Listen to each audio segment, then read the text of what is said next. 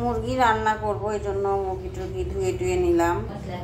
শাক নিলাম, লাউ শাকটা ভিজায় রাখছি। আমি তো শাক আবার রান্নার আগে আধা ঘন্টা ভিজায় রাখি। তো শাক এই যে চিংড়ি ভিজাইছি, চিংড়ি দিয়ে রান্না করব। আর এই যে আলু ভর্তা, এটা তো আমার ফেভারিট।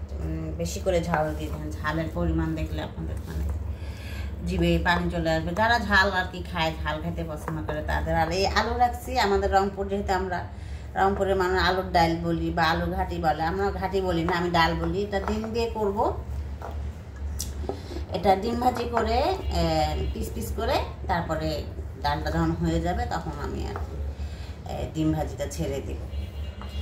তাই যে ভর্তার নমুনা, তাই আমার এরকম একটা ভর্তা একবার ফরিতে বড় ভিডিও সেটা ছিল, সেটা ফরিতে গেছিল। তো আমার হঠাৎ দেখি ভিডিও দেখতে দেখতে হঠাৎ দেখতেছে যে ফরিতে চলতেছে। তা আমার খুব আনন্দ লাগছে যে ভর্তার এত কিছু করি, কিছুতেই হয় না, ভর্তার মধ্যে এত চলে আসছে ভিউ। তা আমার কাছে ভালো লাগছে এবং ফরিতেও চলছে। তো আমি এগুলো মানে লাউ শাক বলেন, চিংড়ি, সব কিছু কিন্তু আমি একসঙ্গে, আমি আলাদা করে মশলা কষাই দিই না। আমি সব একসঙ্গে দিয়ে তেল দিয়ে সব কিছু দিয়ে এখন বসাই দেবো। এখন চুলায় গ্যাস এত কম, আমি আর পারতেছি না। এখন আমাকে আজকে যে ইন্ডাকশান চুলা নিয়ে আসতে হবে, এর বিকল্প কিছুই নেই। কারণ কষ্ট করা যায়, আর সবসময় কি রান্নার পিছনে থাকবো যে রান্নাটার অপেক্ষায় থাকবো কখন গ্যাস আসবে? আমার কি আর কোনো কাজ নেই? এত কাজ, আমার বাইরে যাইতে হয়, ঘরের কাজ সামানো লাগে, বাচ্চার পরীক্ষা, সব কিছু মিলায় আমি আর কি ভীষণই ফেড আপ, মানে বলতে গেলে আর বলার। আমি তো আমার হাজবেন্ড অনেকদিন ধরে বলতেছে যে এত কষ্ট করো, বারবার বলতে থাকো গ্যাস কম, রান্নাবান্না দেবে, তো নিয়ে আসো। আমার হাজবেন্ড আসলে মানুষের কথা না শুনলে, আসলে পাত্তা না দিলে যা হয় আর কি।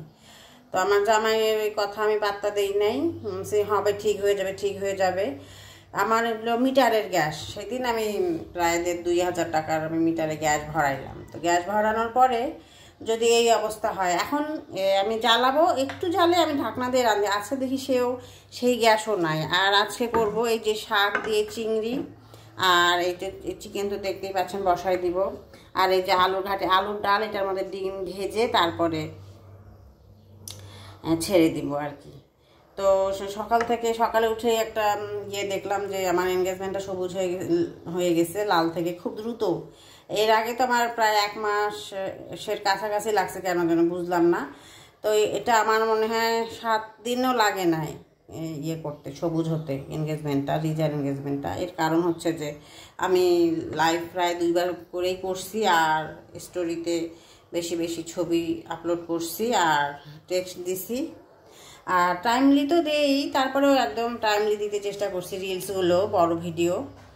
তো আর কমেন্টস করা আরেকজনের পোস্টে অবশ্যই সাজেস্ট ফর ইউ এর ইয়েগুলো দেখে কমেন্টস করছি, অনেক করছি আর কি। মাঝে মাঝে রাত জেগেও করতাম। তো যাই হোক, আলহামদুলিল্লাহ, এত ভালো, এটা আমার জন্য ভালো খবর। এটা নিয়ে আমি কেউ চিন্তায় ছিলাম। সব কিছু মিলায় আর কি এখন ভালো লাগতেছে মনটা, যে না আমার এনগেজমেন্টটা এখন লাল আছে। আর আলহামদুলিল্লাহ আমার একটা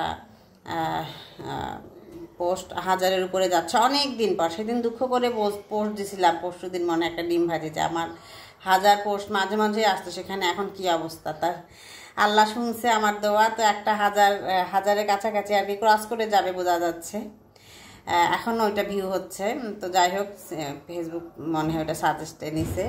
তো যাই হোক, আলহামদুলিল্লাহ, আল্লাহ আমার কথা শুনছে। তো সবাই আমার জন্য দোয়া করবে।